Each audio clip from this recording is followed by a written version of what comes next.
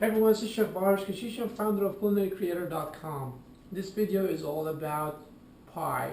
We're going to make our pie shell from scratch, as well as the filling and everything else. So, what's an American table without an apple pie? There will be something missing, right? So let's get going. I have a mixture of gluten-free flours in here, to which I added some salt and some xanthan gum.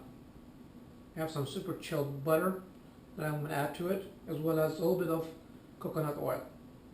And all you need to do is basically just knead it with your fingers to rub basically the flour and the butter together. Now, I know that this whole thing up until now I've been pretty good, I should say, on sticking to the rules.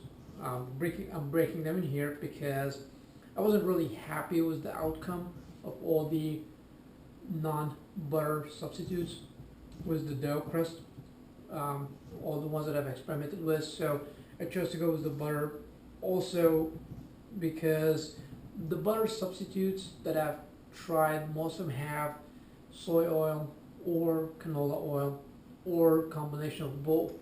So I guess between those two or the butter, I chose butter because I know what's in it, especially when it's organic. So chances are the soybean or canola oil is really GMO as well. So I stuck to butter. So health police may not be super happy with me, but well, that's too bad. I'm still a chef. You can't take that out of me. So it is what it is. I'm gonna stick to the flavor, the texture, the taste, the flakiness. That's what I'm looking for in a pie, especially the pie shell, pie crust. So there's that. Broke it down into smaller pieces. You don't want to break it down too much. You still want to have chunks in it. I'm gonna add a little bit of water to it, and then just work it just until it's combined. You don't want to overdo it. You just want to form a dough, and that's pretty much all you want. Don't overwork it. Keep those chunks in it. As I said, having a cold butter is very, very important, because you do, as you mix it, if it's not cold enough, you will basically blend the butter in it. You won't stay in chunks, and you want those chunks to create the layers that will give it the flakiness. So otherwise you will end up with a dough that is not very flaky. Now, here it is. I'm not going to worry about the fact that it's not super blended, because right before I roll it out, I'm just going to give it a quick knead, and that's it. You could put this in a Ziploc bag and refrigerate it for at least about an hour, and after that we'll just roll it out. So I have some that I already made, and I'm going to roll it out between two silk pads. This is basically like a silicone mat, but you could definitely use parchment paper. And here I have some that's already ready to go. If I could only take it out of the plate. And there's that. As you can see, I have chunks of fat still in here, as you can see, and you don't want to get rid of those. You want to keep them ready to go.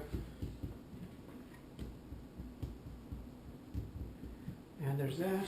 So I'm putting our layer. My small little rolling pin. You definitely don't need such a big one, but if you have a big one, that's fine too. I use this for self-defense as well.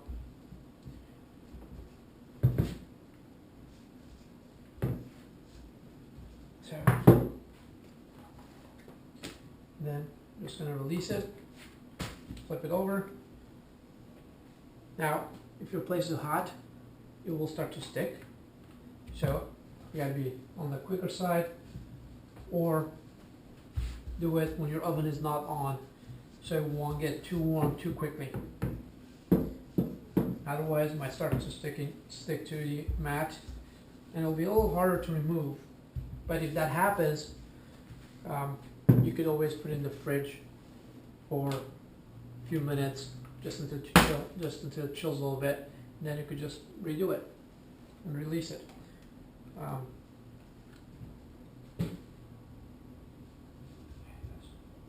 There's that.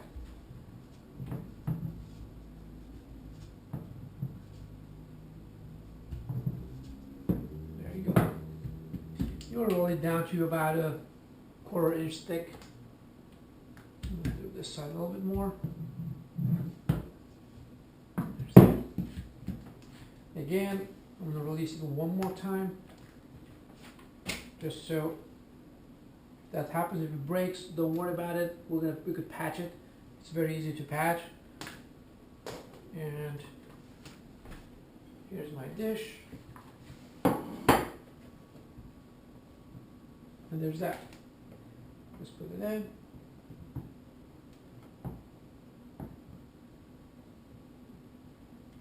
Don't worry about the fact that it's not even. You could always do the cosmetic work afterwards. Now, this is what I want to do though. I have some of the melted coconut milk, and I'm just going to brush the inside of it. What this does is basically creates a seal between the dough and the filling, and the filling or the liquid from the filling will not seep into the dough, thus remaining. It will remain flaky. It will not absorb all the liquid. So just go ahead and brush it generously.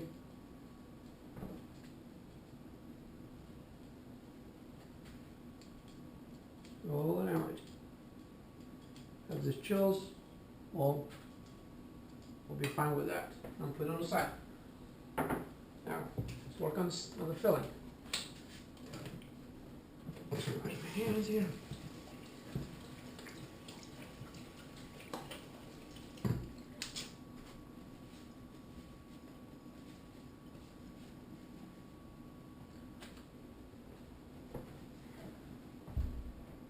I'm using some Granny Smith apples. They're a little tartar. And this little tool in here is just done to peel apples. You could definitely buy frozen apples and they'll be just fine. But this is a tiny little thing. I just love this tool. It's very handy, very easy. All you have to do is just stick an apple in there and then roll it down. It peels it. It will also, it just gets you all dirty too, but it will also slice it. So, and then all you have to do is chop it up, cut it, and you're good to go. There's the bowl. You could definitely, there's another way for this also. If you don't want to slice it thinner, you could remove the tip of it and then have it just slice instead of, or peel instead of just peel and slice. So that's for that. I think you could find these anywhere now. I'm not associated with them, so, but you could find them anywhere. Most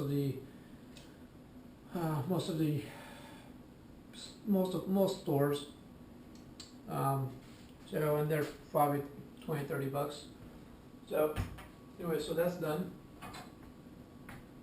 What I did in here, I already started sauteing some of them, caramelizing some of the apples, and I'm using some coconut oil instead of the butter. So I used the butter just a little bit in the crust, and I'm staying away from it from that point on. So that's as far as the cheating I'm going to go. But the butter I'm just sauteing with some of the coconut oil, and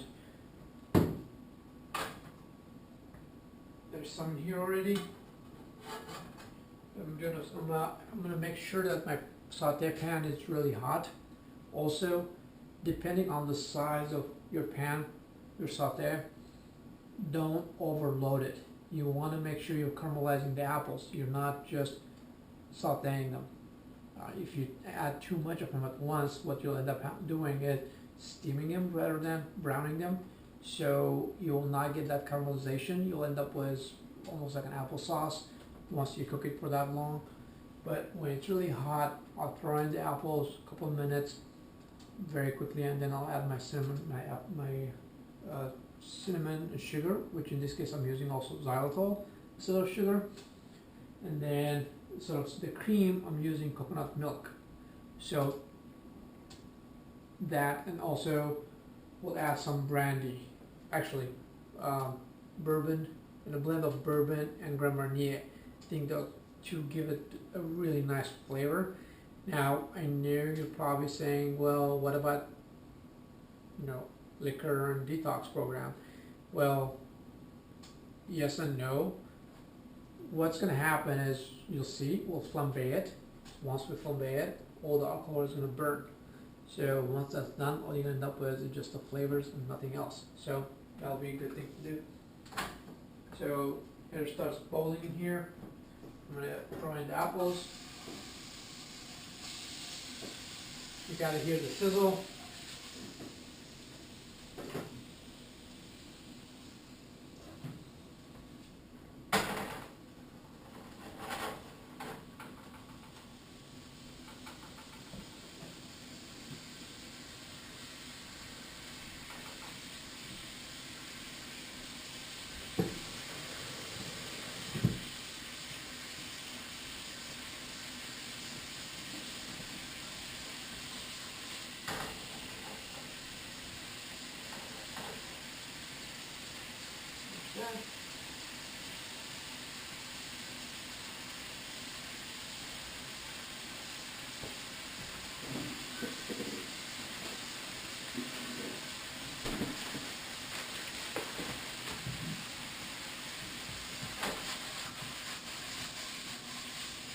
You can see it starts to get a little bit of coloring in here. That's what you want.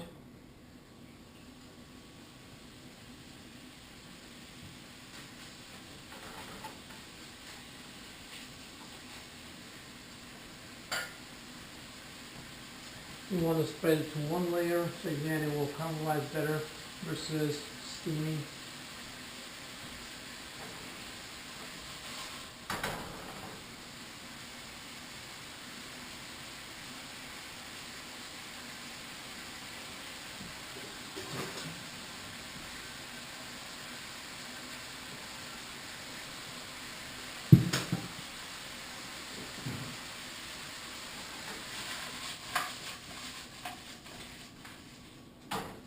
Now I'm going to add the cinnamon and the xylitol.